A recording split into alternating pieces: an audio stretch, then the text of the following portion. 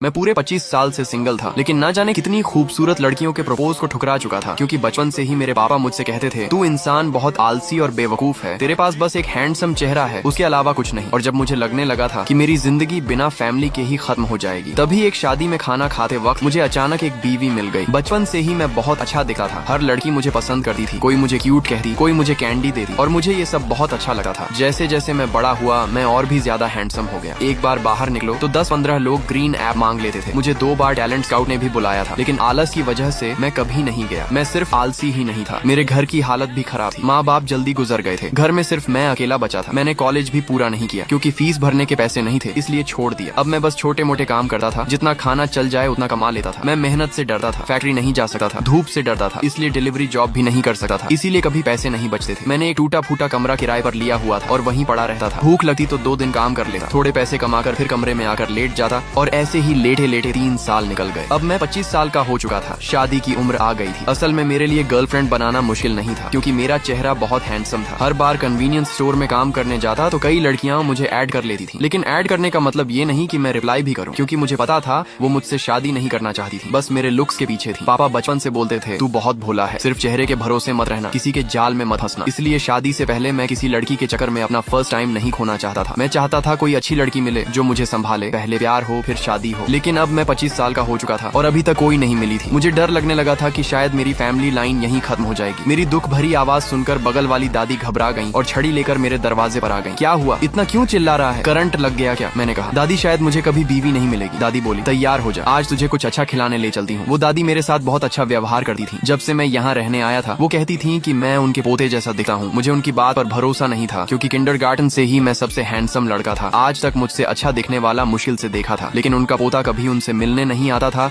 इसलिए मुझे पता भी नहीं था वो कैसा दिखता है। कभी कभी मैं दादी के लिए स्ट्रॉबेरी ले आता था, तो वो भी मेरा बहुत ध्यान रखती थी। इस बार वो मुझे शादी में खाना खिलाने ले गई। मैंने जिंदगी में कभी शादी का भोज नहीं देखा था, ये मेरी पहली बार थी। जब मैं 5 स्टार होटल में बैठा तो दंग रह गया। शादी इतनी शानदार भी होती है, हर तरफ असली फूल, इतना बड़ा हॉल, और खाने में एबलोनी, लॉबस्टर और ना जाने कितने एक्सपेंसिव डिशेस। मैं बस लार निगलते हुए खाने का इंतजार करने लगा। थोड़ी देर बाद दूल्हा दुल्हन आए, म्यूजिक बजा, उन्होंने वाउज लिए और रिंग एक्सचेंज की। मैं स्टेज पर खड़े दोनों को देखता रह गया। दोनों कितने अच्छे लग रहे थे, काश मेरी भी ऐसी शादी होती। खाना खत्म होने के बाद मैं और दादी धीरे धीरे घर लौट रहे थे कि अचानक दादी ने मुझे हल्का सा थप्पड़ मारा और बोली, अगर शादी करनी है तो आलस छोड़, थोड़े पैसे बचाकर अच्छा घर ले ले, तेरी हालत से तो बेहतर ही होगा। मैंने कहा, नहीं दादी, मुझे काम करना पसंद नहीं, सुबह जल्दी उठना पड़ता है, बॉस डांटा है, कलीग परेशान करते हैं, ऐसी जिंदगी से अच्छा तो मर जाना है। दादी बोली, फिर शादी की बात क्यों करता है, कोई लड़की आसमान से शादी लेकर तेरी गोद में तो नहीं गिरने वाली। फिर हंसते हुए बोली, लेकिन ऐसे भी ठीक है, कम से कम तू सीधा साधा तो